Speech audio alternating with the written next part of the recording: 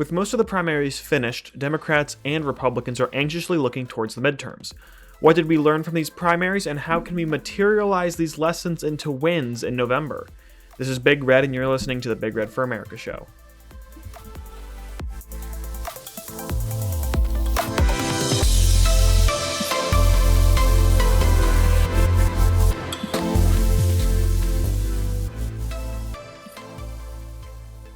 Trump-endorsed candidates won big, which shows he's still seen as a leader in the Republican Party. Even in battleground states like Arizona, which went for Biden in 2020, I believe every single Trump-endorsed candidate won their primaries. Most notably, we saw for Governor Kari Lake, who won by a 5-point margin. Her biggest competitor was endorsed actually by the current governor of Arizona and former Vice President Mike Pence. So this race was a good indicator of how much influence Trump still has on the Republican electorate. Now, the race was very close, but Lake was still victorious, which shows that Trump is going to be able to edge out a lot of the Republican establishment for at least a while, or that the current Republican Party, the current Republican electorate, doesn't feel that the current Republican quote-unquote establishment respects their views as much as maybe they used to in the past. We also saw Trump-endorsed Secretary of State Mark Finchem won by 20 points, Senator Blake Masters won by 12 points, and Attorney General Abe Hamida won by 10 points. We also saw the same success over in Pennsylvania, which also went for Biden in 2020. Governor Doug Mastriano won by 20 points in his primary, of course endorsed by Trump. And then Senator Mehmet Oz, he actually only won by 900 votes. So once again, this shows that a, quote, Trump endorsement is not necessarily a guaranteed victory, but definitely will help propel some even unlikely candidates to victory. And perhaps might be the only reason why they won.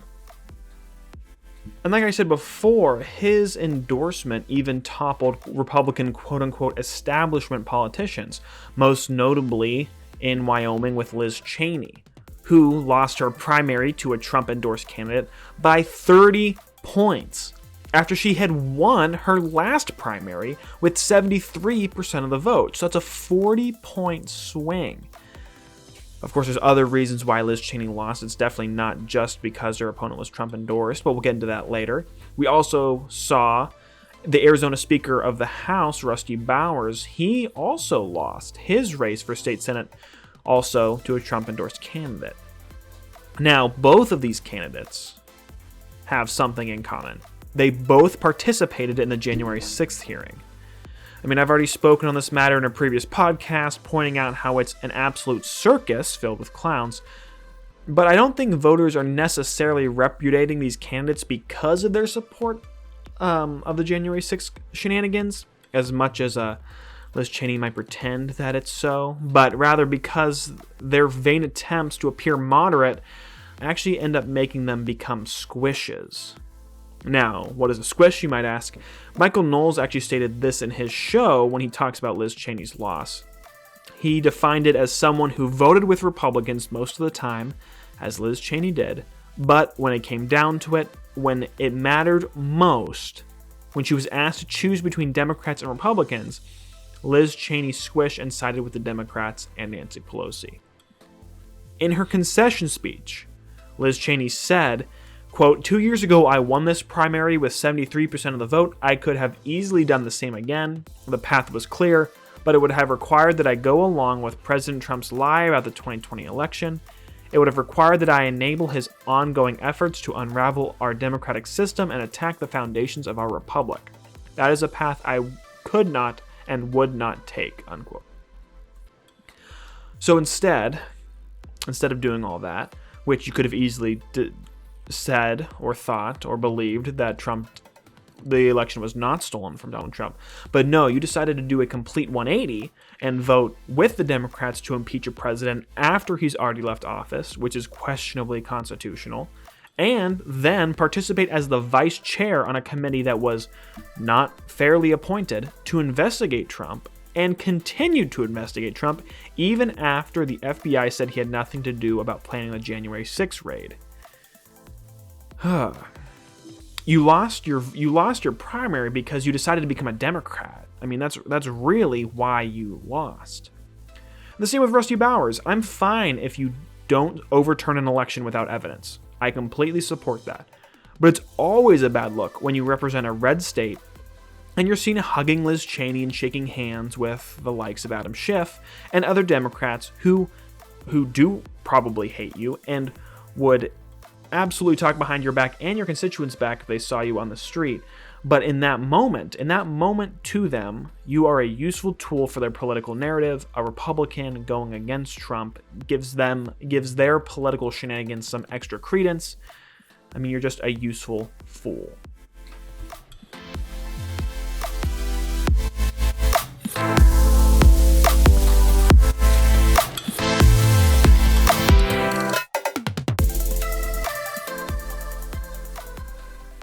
So what we have learned so far from these primaries is that Trump-endorsed candidates do better in primaries, but we still really have yet to see about general elections. Trump's success rate for 2022 is 92% so far, which is impressive, especially because Democrat candidates currently don't want to be endorsed or seen with Joe Biden. And so far, Trump's also 100% in endorsements for general victories. But then again, he's also only 1 for 1. We also have to remember that some of the influence in these special elections is, or I guess this one special election, is that Biden is so grossly unpopular, he's almost as unpopular as Trump was at the same point of his presidency. And also factoring into all of this, the House of Representatives, looks like it's going to be controlled by Republicans next year, with 538 polls giving Republicans a 78% chance of winning the House. Which, of course, is huge for Republicans because now we can officially stop Biden's agenda dead in its tracks, and we don't have to rely on Democrat Senators Sinema and Manchin. So we don't necessarily know that Trump endorsements will lead to victories in the generals like they do primaries, but we still are seeing almost a red wave heading into the midterms. But, so, we know this. Is Trump endorsing winning or winnable candidates for the midterms? That's really the next logical question. So we know that the House will most likely go to the Republicans this November, but what other key races in battleground states could Trump-endorsed candidates have a deciding role in? Is Trump's endorsement helping or hurting? So first, we'll look at the Pennsylvania Senate race, which features Mohammed Oz, who was endorsed by President Trump for the vacant PA Senate seat. He's currently falling farther and farther behind his opponent David Fetterman, with the current popular vote currently split 50% to Fetterman, 46% to Oz, according to 538. This is especially concerning for Oz, because Fetterman suffered a stroke days before his primary and has been largely absent from the campaign trail until recently. Oz was given 2 free months to campaign against Fetterman with no resistance and has actually lost support over that same period of time. But as Fetterman gets back into the public eye, even some Democrats are losing faith. Here's a clip from CNN. Legitimate questions do remain about Fetterman's health. From Erie to Pittsburgh, steel workers! Pennsylvania's Democratic candidate for Senate, John Fetterman, back on the campaign trail more than 3 months after suffering a stroke. If I'm your next senator to Washington, D.C., guess what? You're still going to have a senator that's going to be living across the street from your steel plant. Rallying members of the United Steelworkers Tuesday, Fetterman was on message, but often halting in his speech and occasionally dropped words mid-sentence. Being anti-union is anti-American. What is wrong with demanding for an easy, safe kind of their income, a path to a safe place for them to win, to work? But even still, even with all of this, even with some Democrats losing faith, Mr. Oz is still having a hard time getting support. According to the National Review, they said that Oz has a 63% unfavorability rating among Pennsylvanians, despite Republicans being more favored than Democrats on a generic congressional ballot. Also, Joe Biden is horrifically unpopular in Pennsylvania. Specifically, his job popularity it's horribly low. It's at 36%. And 84% of Pennsylvanians believe the country is headed down the wrong track. Like I said, despite this, Oz is still trailing Fetterman, according to 538, by 5 points, 4 to 5 points. National Review ended their article by saying, right now it looks like Pennsylvania Republicans just gave away the Senate seat by nominating Oz, unquote. Now, of course, they kind of blame Pennsylvania Republicans who don't really have a choice in who they nominate, I guess, just by vote. Oz won by like 31% of the vote, so by far he doesn't have a consensus among Pennsylvania Republicans, but he needs to quickly get one. And this begs the question, did Trump endorse the wrong candidate? Trump may have endorsed the wrong candidate in this race. Now granted, we still have a very long time before Election Day, and anything can change, but right now it's not looking too good. It seems like Oz is having a hard time ditching his Hollywood connections to connect with Pennsylvania voters. Fetterman is currently spending a lot of time and money trying to show that Oz is out of touch with Pennsylvania residents, and it seems to be working. In fact, I actually got a message on my Instagram saying, from a concerned Pennsylvanian, it started with, quote, "Dear Philosopher King Big Red," unquote. Okay. I'm sorry, it didn't actually start like that. I wish it did, but it didn't. It actually started, quote, "How can I, with a clear conscience, vote for a Hollywood elite that doesn't even care about me," unquote. Which is never a good message to receive about a political candidate. And I think if the Oz campaign were to see this, they should really be worried. This message was from a PA resident regarding obviously the Senate race between Fetterman and Oz. And I responded like I respond to almost any of these sort of questions. How can I vote for X candidate, or how can you vote for X candidate? I responded by saying, essentially, if you abstain from voting, because I'm assuming that this person would not vote Democrat, you're essentially actually voting for Fetterman, which is true. Oz will need every vote to win in November, and Fetterman is radical. If you don't vote for Oz, you are essentially voting for his platform, which supports unrestricted abortion up to the point of birth, because he supports the Women's Health Protection Act. He supports universal health care, which is obviously a disaster. He supports heavy restrictions on the Second Amendment. And here he is supporting the abolition of the filibuster to push Democratic initiatives. To get things through, there is a discussion among some Democratic senators that you need to basically end the filibuster, which is sort of the long way of saying that 60-vote threshold to get things done. There's not unanimous agreement in your party in the Senate on what should happen. Do you agree? Would you support ending the filibuster if you're in the Senate? Yes, I would. And here's why, because these are some of fundamental changes that are truths. Like if you don't support raising the minimum wage to $15 an hour, I want you to live and work for $7.25 an hour and show me how you can actually get by or feed your family, quite frankly. And in order to get those kind of important things passed, whether it's climate change or things like that, you need to get rid of the filibuster. You know, this idea that some random senator from a state with 600,000 people can hold up the Democratic will and the sense of urgency that these policies are coming from, I don't think that's very democratic at its core. So, of course, I mean, he's talking about he needs to pass a $15 minimum wage without the filibuster, which, of course, is economically ruinous and will only accelerate the inflation we're already experiencing. And then he wants to bring up the climate crisis, and I find this is extremely interesting because on his website, he promises to protect natural gas jobs in Pennsylvania. But can he be trusted? And the answer is, of course, he can't, because Biden promised the exact same thing and has not delivered. And it's also, finally, encouraging to see a potential senator that doesn't understand why the Senate exists. He says, I can't understand why a senator that represents a state with 6,000 people can hold up, whatever initiative. Which was the entire point of the Senate, was to allow states with small populations like Rhode Island and Connecticut Vermont, New Hampshire, from just being dominated by bigger states.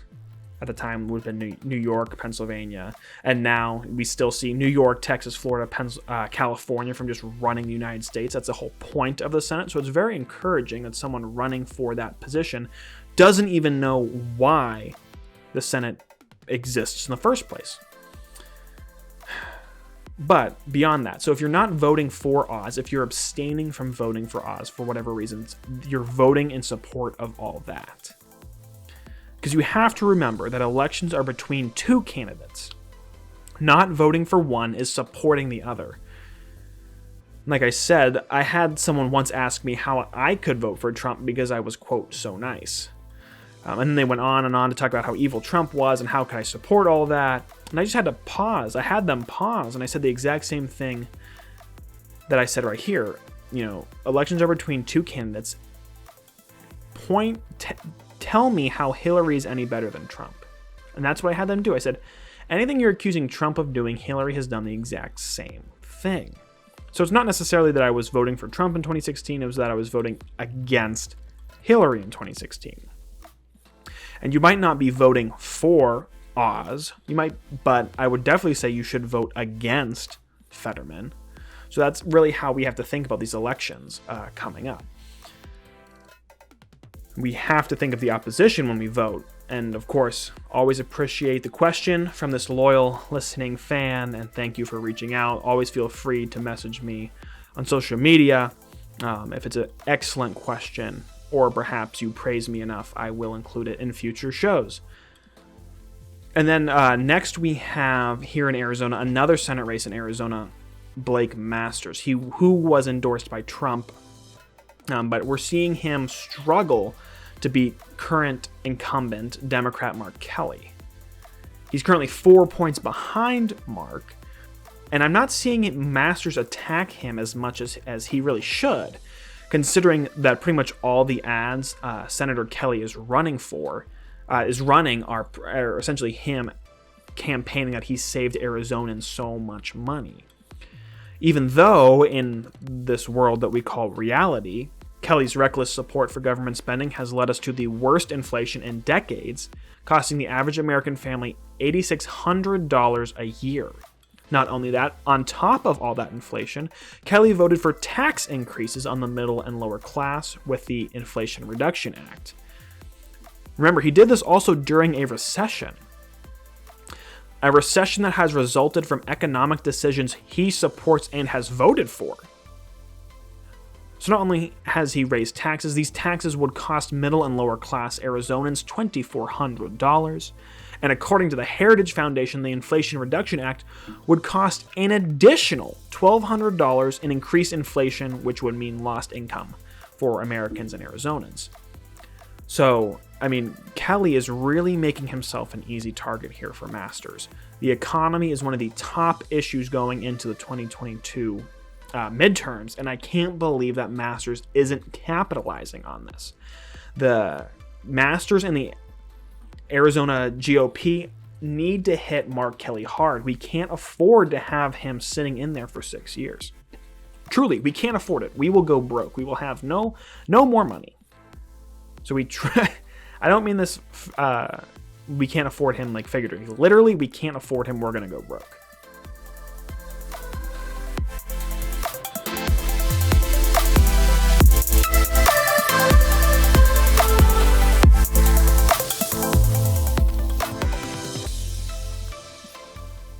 So I've talked a little bit about Republican strategies, definitely focusing on the economy. What are Democratic midterm strategies? We have Republicans, we have a clear path to victory if we focus on the economy, but Democrats have elected some different head-scratching strategies. For example, their first strategy is just to avoid debates. Don't debate, don't talk about how disastrous our platform is, because obviously we're going to lose votes. So the Democrats are moving to do a fool Joe Biden to get elected this November and don't want to avoid any debates. John Fetterman has declined debates against Mr. Oz. Democratic gubernatorial candidate Katie Hobbs first refused to debate her Democrat opponent in the primaries and is now refusing to debate Republican Kari Lake. So we can see, obviously, that's going to be one strategy that they're going to be using a lot, is just hide. Hide because their ideas are bad. We can see the end result of their policies. So obviously they don't want to debate. And the actual probably more meaningful strategy the Democrats are employing is focusing on Trump. And I think, now that I think about it, I think the recent shenanigans that have gone on surrounding Trump are not merely a coincidence. I don't think it's a coincidence that Democrats started televising the January 6th committee hearings this last month during the summer. I think it's also very convenient the FBI raided Donald Trump's house now in August, a few months before the midterms. They obviously want to get Donald Trump's name back in the public eye. Like I said, because Democrats don't have anything really productive to show for their time in power, they're going to focus on Trump to try to scare independents to their side, and it seems to be working. I actually saw a great thread on Twitter by Ben Shapiro, who said, quote, "Republicans are losing steam in the 2022 election." It goes on to talk about this false myth of the emerging Democratic minority majority. That it's some myth that this great multi-ethnic coalition is going to advance and it's going to propel Democrats to victory for generations. But we can see minorities fleeing the Democrat Party in vast numbers because of their wokeness and because of their policies are bad. But because of this myth of the emerging Democratic minority majority, Republicans believe that only some mystical, magical mystery man named Donald Trump can actually defeat it, and that we're, as Republicans, gripping onto him. And this is actually working out in the Democrats' favor. He says, quote, "The more Republicans talk about Trump, the worse they do electorally," unquote. And he also brings up a good point that, quote, "Americans vote against things, not for them." Remember what I said about Fetterman and Oz, that if you're not voting for, you're not really voting, you might not be voting for Oz, you're voting against Fetterman. I didn't vote for Trump in 2016, I voted against Hillary. Ben Shapiro continues, quote, "If Republicans want Americans to vote against Biden, they have to campaign against him, not against the FBI or the deep state or on whether Trump had the right to have boxes of classified documents in his closet," unquote. He continues, quote, "There's a reason Democrats are eager to keep Trump at the center of the conversation. Half of independents say Trump is a major factor in their vote, and they're breaking 4-1 for the Democrats. Republicans shouldn't play that game. If they do, they're cruising for a bruising," unquote. And I think there's a lot of wisdom in that statement and in that thread. Republicans have ample ammunition to use against Biden and the Democrats this year. I've just brushed on some of them. Inflation, Afghanistan. I can't believe no one's talking about that. How are we letting Biden get away with that? The border just keeps going on and on and on. The Democrats should lose soundly, but if we keep talking about Trump, the Republicans will lose because whether you like it or not, whether you support Trump or not, Trump is a very polarizing figure. And it seems like he's especially polarizing for independents. And this is part of the reason why I hope he doesn't run in 2024, but rather would let someone like DeSantis run, who could easily beat Biden or Harris or Buttigieg or any sort of foe that the Democrats place in front of him. I think he'd be able to beat them soundly, but like I said, I think if Trump runs again, he's going to invigorate the Democratic base to come out and vote against him, which would obviously be bad because Biden's beat Trump once.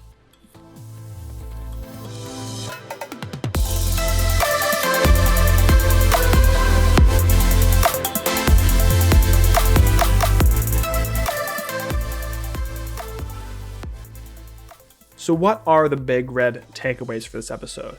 First is obviously that the Trump endorsement helps Republicans win primaries, but too much Trump may hurt them in the general election.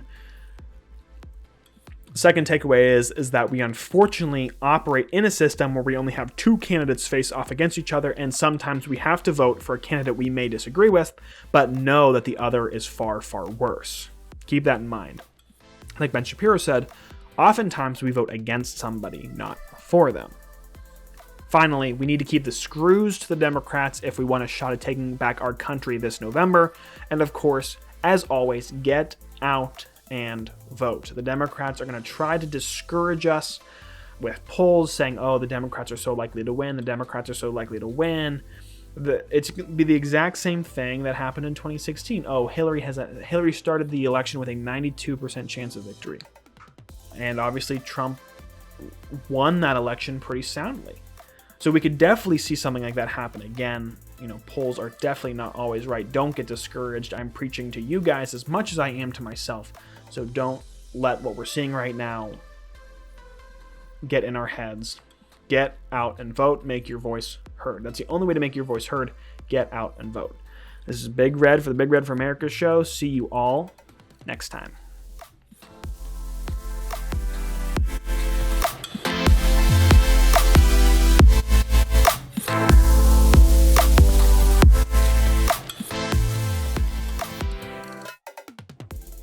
Like what you heard? Tune in next week as we tackle another topic. If you want to see more from the Big Red from America team, you can follow us on Twitter, Facebook, Instagram, Getter, and Parler. Once again, this is Big Red signing off for the Big Red for America show, where the opinions are always right and the facts are always cited.